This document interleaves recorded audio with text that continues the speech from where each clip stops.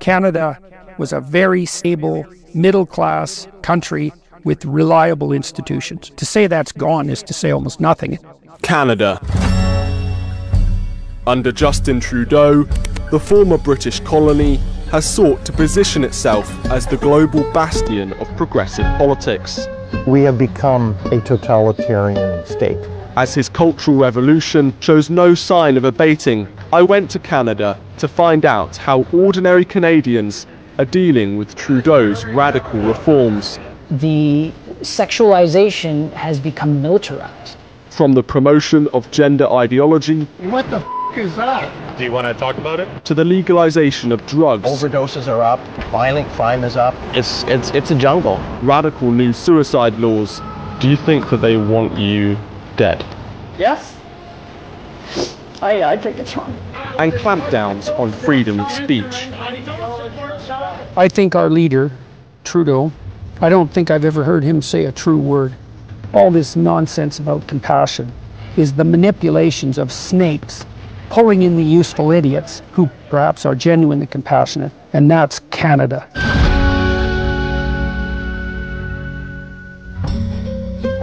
My name is Stephen Edgington, and I'm a journalist from The Telegraph. I began my investigation of Canada in one of the country's most liberal cities, Vancouver. So we're here on Vancouver's downtown east side, where the situation, whether it's open drug use or violent crime, just continues to get worse. And every Possession of hard drugs, including heroin, cocaine, and fentanyl, has been legalized in the city. To find out the impact of these new laws, I met up with Aaron Gunn, a filmmaker who has documented a rise in homelessness and crime in Canada in recent years. Aaron, tell us a bit about what you do here. What I do here, well, I just came off filming two documentaries in the downtown east side of Vancouver, documenting the incredible increases in homelessness, kind of just general societal chaos, and the explosion of open drug use here on the streets of Vancouver, and really on the streets of every major Canadian city. What's going on in Vancouver then? We've seen the street order explode.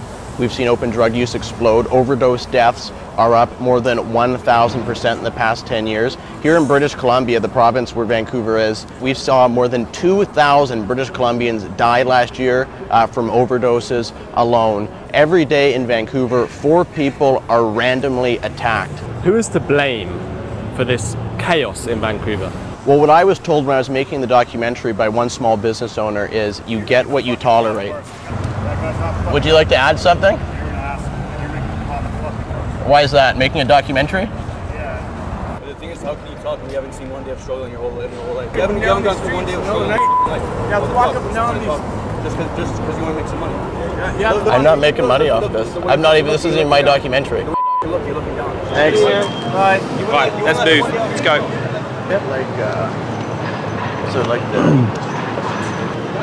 So we were just filming on a corner near Hastings Street, which is where some of the worst homelessness is, and a lot of people came up to you. They seem to know who you are. Can you kind of explain what happened?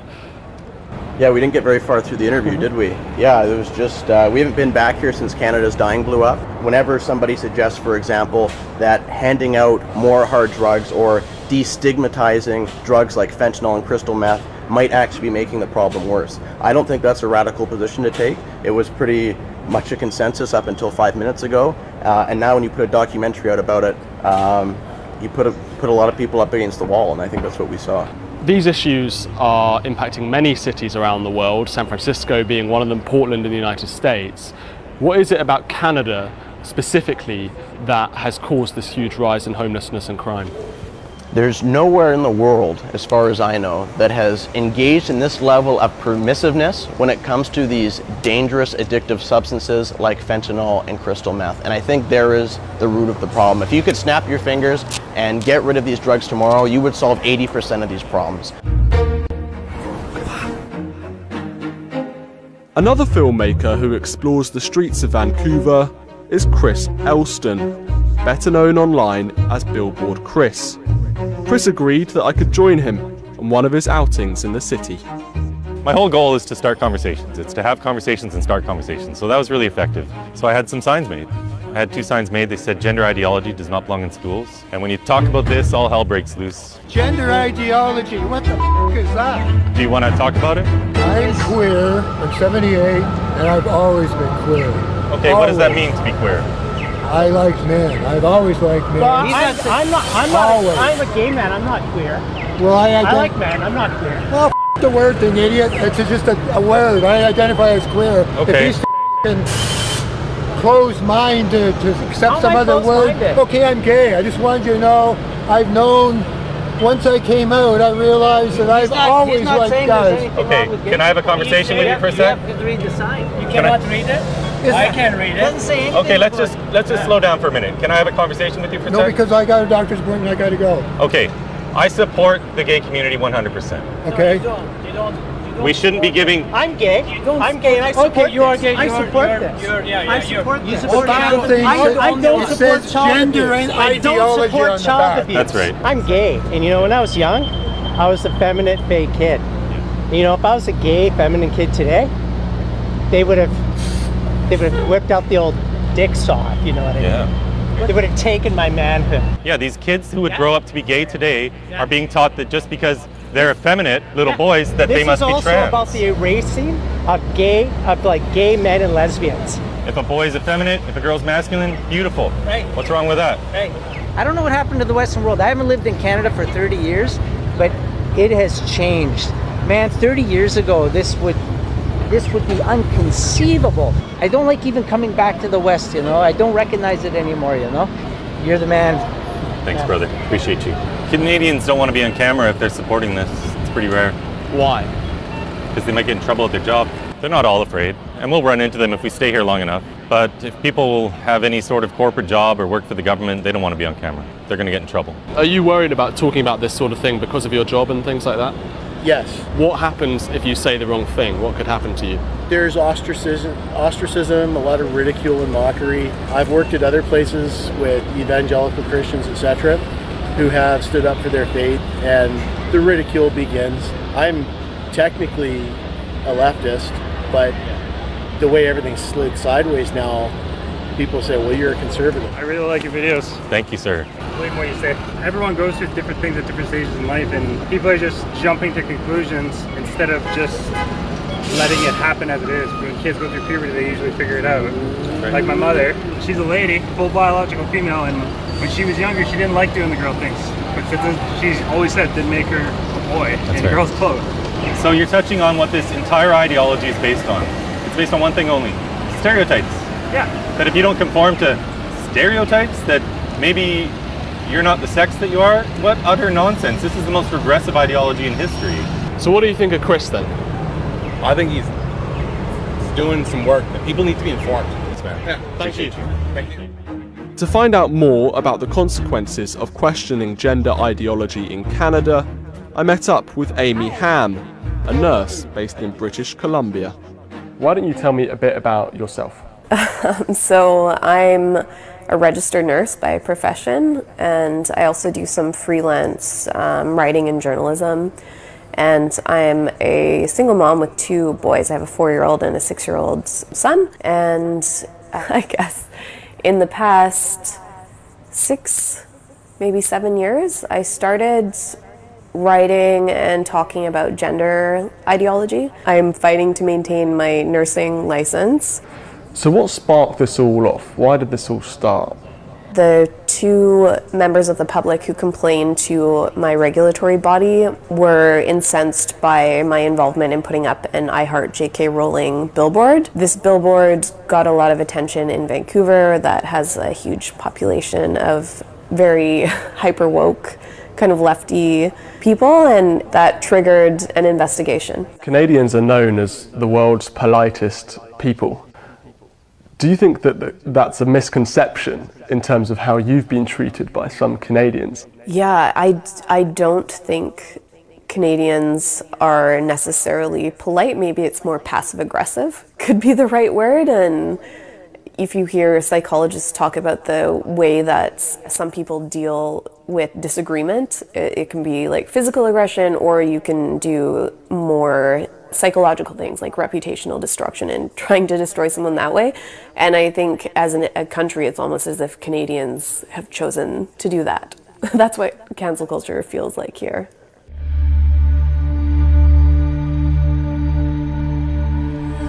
The promotion of transgenderism in Canadian schools has led to a fierce backlash from some parents, not least those who come from Canada's ethnic minority communities. Multiculturalism has become a key pillar of Justin Trudeau's vision of Canadian identity. In Toronto, I caught up with a family originally from India to discuss their experiences of modern Canada. Hello. Hello. Come on in then. Nice to meet you. Nice to meet you. Stephen. Stephen. You're already shooting? We're already shooting. Bang, bang. Should we go upstairs? Mom. This is Stephen. Stephen. My mom. Hey Mom, how's it going? So tell me your background. When did you move to Canada? I'm Indian. I came from India after marriage. Came to Canada in 1974, July. When you came to Canada, what was it like and how has it changed in terms of multiculturalism? Racism was there. They're not happy that other colors are coming. So they were throwing eggs and calling them names. Many things were happening. But still that gone very soon. After 1980, it started improving. Now, so many taxes, they are increasing. It looks like that 50-50. 50 government is taking from us and we have only 50. That's not fair. And before we were happy, like living like middle families. Justin Trudeau says that he represents people like you. He says that he loves multiculturalism. He loves the fact that Canada is so multicultural, so many different people from different societies. Do you think that he takes your vote for granted? Yeah, definitely. He took our work granted, and he is saying multicultural. He loves multicultural. We love multicultural too. I think every human like it. But bringing from every country and not seeing their back record, so many criminals can come too, and crime gonna go very high. So there should be some standard to bring people. So Niranjan, why don't you tell me a bit about your background as well? So I was born here a year after my mother arrived. I was born and raised 70s, 80s kid. Growing up in an 80s, 90s Canada where I was privy to multiculturalism in a very organic way. It wasn't some United Color of Benetton commercial. This was full on, everyone taking the piss and laughing at everyone else, making fun of accents. We all got to tease one another, playing street hockey with our ridiculously curved sticks. But to use their language, you are a diverse individual, and they would expect you to have a certain set of beliefs that come along with that. 100%. But you don't. Absolutely not. Because I'm not stupid. It's very transparent. I work in a community that is all about the hustle. Sex workers, drug sellers, pimps, you know, everyone's hustling to make it. I am used to being around people lying all the time. So when such a big hustle is being thrown in my face, I mean, I've been around it for, you know, like I said, almost 15 years now. It's so obvious. I'm just like, that's just a hustle. That's not even a good hustle. You've got a son, grandson, and you've experienced the gender ideology being pushed on your child. Can you tell us what happened? You know, my son goes to an alternative school within the Toronto District School Board, which is focuses on the arts and social justice. In the last few years, the sexualization has become militarized. It has gone full, no pun intended, balls to the wall. They're full on aggressively ramming it down, no pun intended, everyone's throats. It's a Wednesday at around 6 p.m. I get an email that says, tomorrow is Gender Odyssey. Please bring your kids to school with the other opposite gender's clothing. We're going to have a fashion show. The teachers are going to dress in the opposite gender clothing. We're going to have a presentation for the kids. Again, we're talking kids from, you know, grade 4, kids from the ages of 4 all the way up to 11, 12. And I was like, what?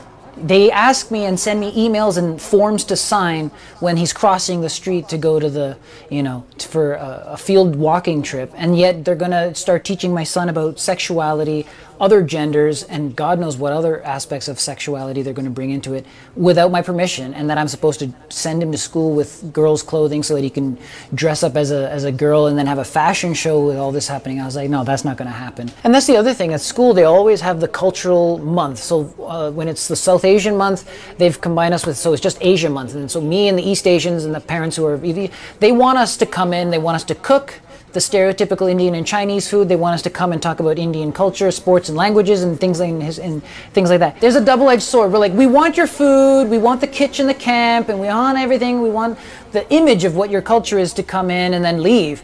But don't bring your actual fundamental beliefs about God, spirituality, and generational responsibility. Don't bring any of that. We don't want that. Do you think that Canada is a warning for what can happen if things go so bad? Canada is an experimental ground, for sure, right? It's just as much as Australia is. I think these are both and New Zealand as well. These are great places that don't have the amount of tradition, and it's not close to home. Like, if England's gonna fall, these extremities are gonna fall first. Part of Canada's social revolution can be witnessed in its extreme new euthanasia laws. In 2016, Justin Trudeau's government passed legislation enabling assisted suicide for terminally ill Canadians. To find out more, I travelled to Montreal to meet with Christine. Christine, thank you so much for allowing us into your beautiful home.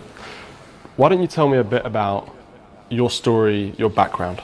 I served 10 years in regular force, Canadian Armed Forces and artillery. I early got injured training. When I jumped into a trench, my knee fell out of joint and the spine followed. Not only were you a veteran, you also became a Paralympian. About 2008, I was introduced to kayak. It seemed that I showed some talent in it, or I was approached to try out the sprint kayak, and I did, and became a 5-time world champion. Wow. The first thing I remember feeling when I was on the water was this sense of serenity and plenitude that I had not felt for so long. To me, it was as if I just found another way to keep serving my country. So you've done a lot for your country. How do you feel Canada has treated you in return? Complete abandonment.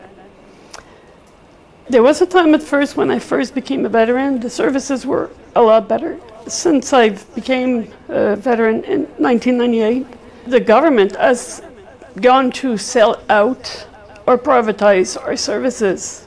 Now it's the second time, and they just done it again now. It took 12 years between renewals of my wheelchairs. We're allowed to have one every 5 years. I don't like to have to ask, it's been 5 years, give me a new one. If it still works, it still works. But 12 years, it's not normal. 7 years after my wheelchair, I asked for the second one, and it took 5 years to get it. This is completely ridiculous. I'm in the works right now waiting for the renewal of an elevator to be able to access outside my house. Can you tell us what happened when you asked for this? Was it the ramp outside you needed? Yes. I said, I just can't keep going like this. I can't keep living like this. This has to be done, this has to be resolved. And the person stated, Madame Gauthier, if you really feel you can't go on like this, if you really feel you can't do it anymore, you have the right to die. So it's like, wow, I can't believe, after all of this time, not only will you not give me the equipment I need to live, but you will help me die. I have been suicidal and in complete desperation for the last 10, 15 years. And suddenly you just come out and tell me, if you really can't go on anymore and you feel you can't do it anymore, you just, you have the right to die. Yeah, it's really hard to understand this when you still are maybe blinded enough or stupid enough to believe and think that your government is there to help you and not to end your life because you're becoming too pricey or too much of a problem. But presumably you want to live, and this person telling you that you had the right to die must have been one of the most awful things that anyone could tell you after all of the things that you've been through. Yes, I think that if I want to live. Nobody ever asked me, like, of course if someone asked me, what do you want to do today? Well, if I had the choice, I would want to go and run. I would want to go and do many things. So right now, yes, I would like to be able to live, but with autonomy and dignity, and do things for myself as much as possible.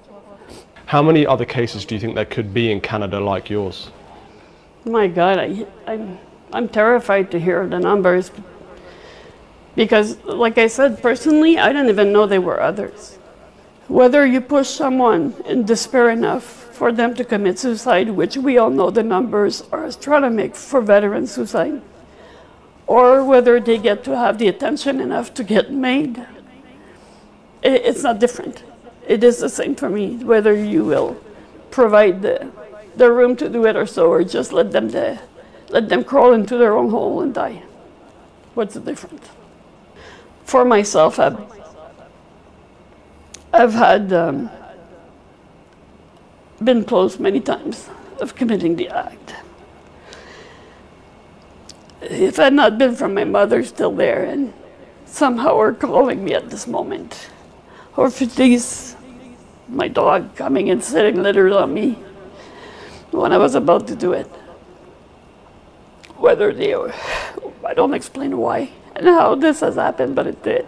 I don't think it's a government's place or an hospital's place to decide, yeah, okay, you're a little depressed this week. Here, sign this paper 3 times. We'll ask you, you sure you want to die? I think it's wrong. I think it's wrong, and I think it's just gonna keep drawing this country into a deeper hole. Not everyone is opposed to the euthanasia laws. I spoke to a clinician who assesses and administers assisted dying. So most of my career has been with abortion care, women's health, reproductive rights, social justice.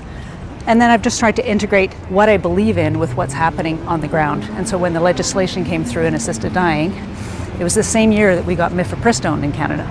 So mifepristone's the drug that people can take a tablet for abortion. So my skills and need for doing surgical abortion was limited, and I thought, oh, there's an interesting change in the law happening, which is also about social justice, which is also about a person's autonomy. I wonder if I might like to get involved in that. In terms of the future of the MAID legislation, there's some interesting developments going on. Can you talk a bit about that? So what we are anticipating in next March is that the legislation will not have mental illness or mental health disorders as a restriction. If a person's only reason for seeking assisted death is that they have a severe and incurable mental health disorder, then they can consider their application considered to be assessed. We know from people who attempt to commit suicide, who are depressed or have mental health issues, but who survive. Some of them say that they regretted it. You're adding a new layer of controversy, I suppose. I'm quite reassured that the level of scrutiny and the level of assessment is very tight. I do believe that the clinicians are involving quite a number of consultants to determine eligibility. Canada has changed a lot in the last few decades. As you mentioned, multiculturalism, all sorts of people's beliefs around religion in particular. From a Christian perspective, suicide is seen as a sin. Do you think that Canada has become a post-Christian nation? I don't think Canada was ever fully a Christian nation because it had such a strong Indigenous culture, which obviously is not Christian, of course, yeah, in its core. I agree in many religions that suicide is not considered all right. Having said that, I have dealt with a number of situations in assisted dying where there has been a priest present, and we have together formally ended that person's life. One other area where Canada perhaps shows itself to be unique in the West in terms of issues of morality are these new laws around assisted dying, what they call euphemistically MAID. Oh yeah. Orwell spitting in his grave. Do you think that in a Christian nation this would happen? And has Canada become the first real post-Christian nation? Well, we're not as post-Christian as you can get. But yes, I would say in the West, are we the first one? We're certainly in the front runners, and no, I don't think it would happen in a truly Christian society. And I think Christianity and Judaism, for that matter, and in all likelihood Islam, is actually a bulwark against such things, because at least you start with the metaphysical presumption, at least in the Judeo-Christian corpus, that there's some, each person carries with them a spark of the divine that the state has no right to interfere with in the least. Quite the contrary, must be respectful of. And independent of that, I also think that if you're the sort of fool who thinks that the government should have the power to aid people in their own death, well, you've got a lot of thinking to do, buddy, because why would you presume that the government is trustworthy enough to do that? I'm an opponent of capital punishment, not because I don't think there are crimes that are sufficiently heinous to deserve death, because there certainly are. And if you don't know that, you don't know anything about crime. And then now we're giving the state that power, well, on compassionate grounds.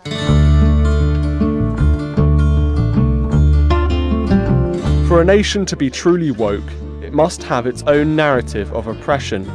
In America, activists focus on the country's history of slavery and racist laws. In Britain, they focus on the empire. To try to understand Canada's equivalent narrative, I spoke with David Lees of the Frontier Centre for Public Policy. Today we're going to be talking about your rights and freedoms. These woke campaigns, they all have their own narratives and histories and backstories and heroes that they take from history. In Canada, what do they focus on? Well, in Canada, we don't really have much of a history of slavery at all. So I think that when it comes to our very mixed relationship with Indigenous peoples, the story of our relationship with Indigenous peoples, particularly through residential schools, is a very classic case to be used then as our critical race theory issue. So in Canada, there is this narrative around what's called the Indigenous genocide. Can you just break that down for a British audience? In Canada, we have been fed a narrative that we're a genocidal nation. And these are horrific types of claims to make, especially for Canadians, because Canadians deeply care about fellow Canadians, and including Indigenous people. Now, there have been historically many examples of poorly thought out and conceived policies against Indigenous people, but it's a narrative that does not do justice to the history. Part of that is through the residential school story, where the country of its day was trying to figure out, well, how do we engage Indigenous people in this new economy? And so education was always seen, as it is today, as a key door opening to integrating people into Canadian society. Let's talk more about this Kamloops mass grave site. So the Kamloops Band, which is the sort of group of Indigenous people there, they put out a statement a few years ago saying that they'd found this mass grave site, and they'd done some scans of the grounds, and they claimed that there were 215 disturbances within the grounds, which they said were evidence of human remains, even children who were basically being killed or wiped out. Is that actually evidence of a genocide? Have they dug up the grounds? Have they found the bodies? No evidence has been found to date. In fact, the sonar seeking devices are not indications of any grave. To suggest otherwise is utter nonsense. So those claims need to be investigated, like any other claim of a crime scene. They need to be looked at. As you say, crucially, they haven't actually dug up these sites. No, they've not been excavated, they've not been exhumed or anything like that. So it has really become a kind of a bizarre type of claim. This is not just simply about the story of residential schools. This is the story of how a nation has, I believe, been infected by a really destructive, hate-filled ideology of wokeism. We are truly the canary in the coal mine when it comes to G7 countries. So you could actually be facing prison time, potentially, if you question this Indigenous genocide narrative? Well, certainly if you listen to the openness of the current Minister of Justice federally, yes, we have a risk that they will seek to criminalize any questioning of the residential school narrative or the claims of mass graves, which is utterly absurd. Part of history, part of science is being open-minded to healthy debate. and evidence seeking as we work to find the truth together. That's part of civilization. Questioning the indigenous genocide story already has its consequences. One such dissenter is Jim, who I met in his home in Vancouver. So you were a teacher, you're no longer a teacher. Why? One day 2 years ago I was teaching Calculus 12 to older students, and news had broken right across the world about 215 children being murdered in an Indian residential school. And I thought, well, that's not really right, that doesn't make sense. Teachers don't murder their own children, it's not good for one's career. It's, but much more seriously, it's, it just is such a, you can't bear witness, as Commandment 9 says in the Bible, against your neighbor, bear false testimony without having evidence, without truth. So all I said that day to students, and I was expected to reproduce the narrative about, oh yes, white Christians had just made a mess of Canada and had done so forever, and they were mass murderers now. And in Canada, the men and women in this particular school in Kamloops, it was Oblate priests and brothers and Sisters of St. Anne. They devoted themselves fully to the education of young people. They came from Europe to do so. The idea that they put children in incinerators or hanged them and secretly buried them at night and all that sort of stuff, is just, why would you say that to students if it's not true? All I said was the kids died from disease, and they did die from disease. Nobody has since questioned. But I was walked out within half an hour of mentioning that one comment, suggesting, I didn't even say it wasn't murder, but the very suggestion that it wasn't genocide. They walked to, vice principals walked me, frog marched me out of the school, and I haven't been teaching since, and I've been told that I never will. Do you think that Canada is worse than other nations? Well, I've heard many people say that it's worse in Canada than elsewhere. We've gone off the rails more than probably anywhere else in the world.